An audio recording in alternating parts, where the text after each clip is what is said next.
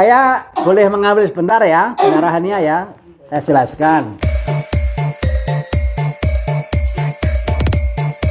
Saya ambil ini saja. Satu. Maaf ya. Nggak apa-apa, nggak apa-apa. Dua.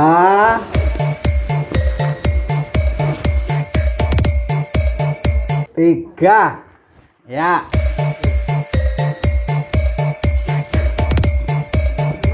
Enggak, ini saja. Ini. Nanti satu lagi.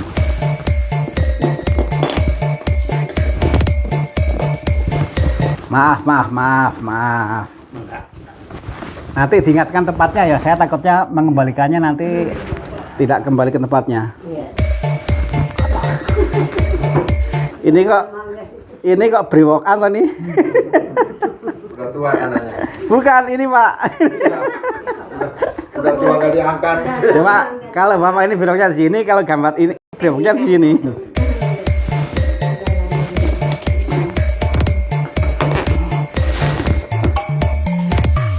Ini benda rohani yang ada di rumah ini. Mungkin di rumah kita yang lain juga ada. Hanya mungkin kita nggak tahu itu apa sih. Nah, saya mau jelaskan. Yang pertama ini.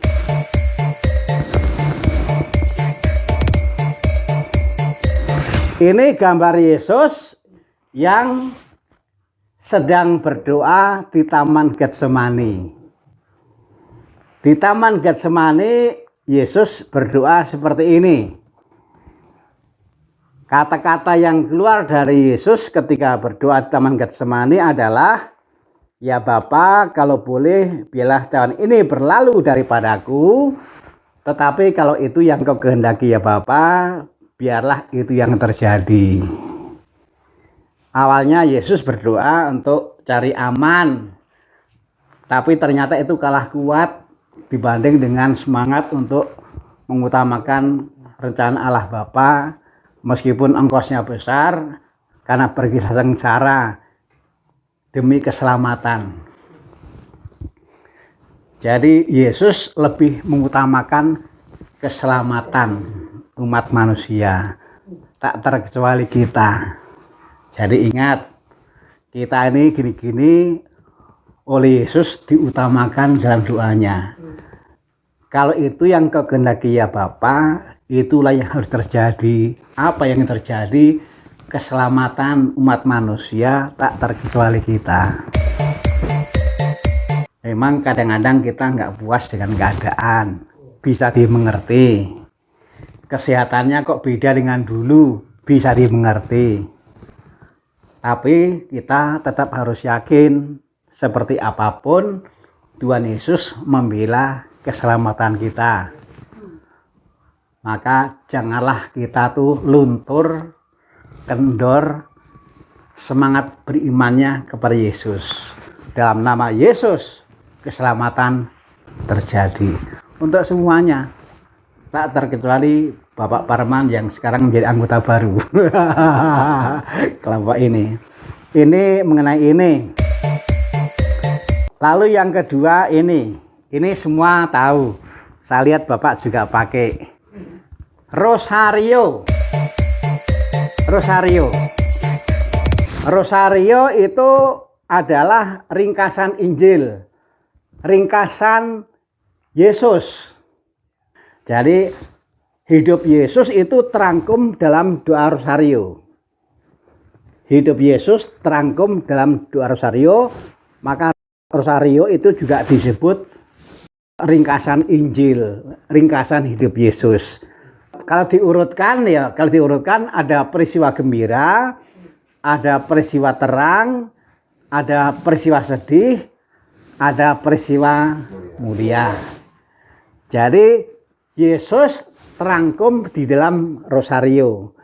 Rosario adalah ringkasan Injil, ringkasan Yesus.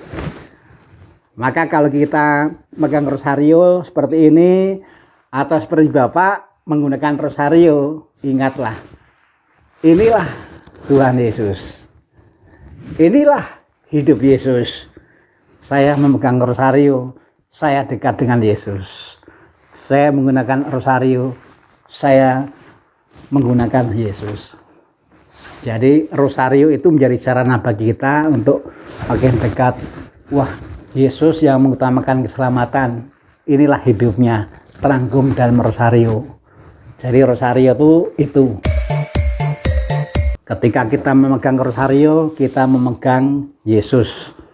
Karena ini sekali lagi ringkasan Injil, ringkasan hidup Yesus. Kalau saya melihat rosario yang digantung, yang tergambar dalam benak saya itu adalah, wah itulah ringkasan hidup Yesus. Rosario itu ringkasan hidup Yesus. Lalu kemudian ini Bunda Maria. Ini Bunda Maria yang menginjak ular. Kalau di perjanjian lama, ular itu iblis, itu setan. Itu sosok yang mau merayu kita supaya jangan setia kepada Allah. Jangan setia kepada Yesus. Padahal Yesus mengutamakan keselamatan umat manusia termasuk kita. Jangan setia pada sosok itu. Setia saja pada setan. Di Kejadian manusia pertama itu kalah. Tapi Bunda Maria menginjak, mengalahkan. Yang namanya setan, godaan harus dikalahkan. Kita nggak pakai Rexona nggak apa-apa, ya. Beda. Nggak pakai Rexona nggak apa-apa. Tapi yang penting kita harus setia setiap saat kepada Tuhan Yesus. Karena Bunda Maria itu setia pada Tuhan Yesus. Mau menerima kabar dirinya mengandung, mau melahirkan, mau mendidik, mau menemani Yesus, mau menerima Yesus ketika sudah wafat. Nggak pakai Rexona, tetapi setia setiap saat kepada Yesus. Jadi ketika kita melihat Bunda Maria, ya, yang kemudian muncul dalam benak kita adalah ingat Rexona. Setia setiap saat kepada Yesus. Itu Maria. Yang karena itu mengalahkan, menginjak ular. Bukan setia pada ular, setia pada Yesus. Ini Yesus yang dari jauh nggak seberapa jelas, tapi setelah didekati jelas. Ternyata Yesus yang berhati kudus. Kita semua punya hati. Hati itu bisa nggak kudus karena diisi dendam, iri, benci, membatin tentang kejelekan orang. Nggak kudus.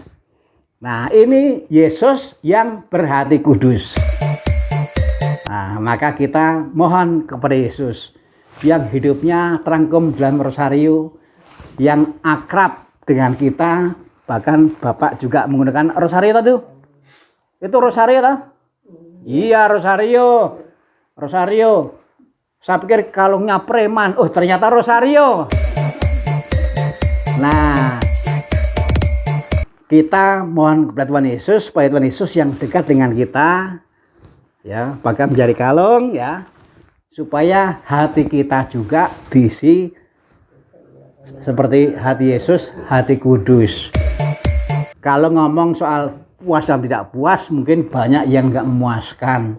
Saya nggak puas dengan kondisi ekonomi saya nggak puas dengan kesehatan saya. Tapi seperti apapun yang namanya manusia itu pasti juga akan lahir dari Allah Bapa, nanti akan kembali ke Allah Bapa. Saya juga sama. Nah, yang paling penting adalah seperti apapun keadaan kita tetap berusaha supaya hati kita seperti hatinya Yesus kudus. Kita kurangi sebanyak-banyaknya mengeluh. Ya, kita kurangi sebanyak-banyaknya rasa benci, iri, dan seterusnya lah. Lebih baik hati kita diisi oleh syukur. Salah satu pelajaran yang saya ambil dari Tuhan Yesus adalah bersyukur. Saya ingat doa Yesus. Ya Bapa, aku bersyukur kepadamu karena semua itu kau sembunyikan bagi orang yang cerdik dan pandai, tetapi engkau nyatakan kepada orang yang kecil, yang sederhana, yang rendah hati. Nah, mudah-mudahan karena hati kita seperti hati Yesus, hati kudus, kita seperti apapun keadaannya, jangan lupa bersyukur. Tidak ada orang yang bebas dari masalah. Nggak ada orang yang sama sekali nggak punya kekurangan. Semua ada salibnya masing-masing. Semua ada masalah dan kekurangannya masing-masing. Yang sama adalah seperti apapun keadaan kita, kita mohon kepada Tuhan Yesus dan Bunda Maria supaya diberi hati yang kudus. Jangan lupa bersyukur kepada Tuhan seperti apapun keadaannya. Ini mengenai benda rohani.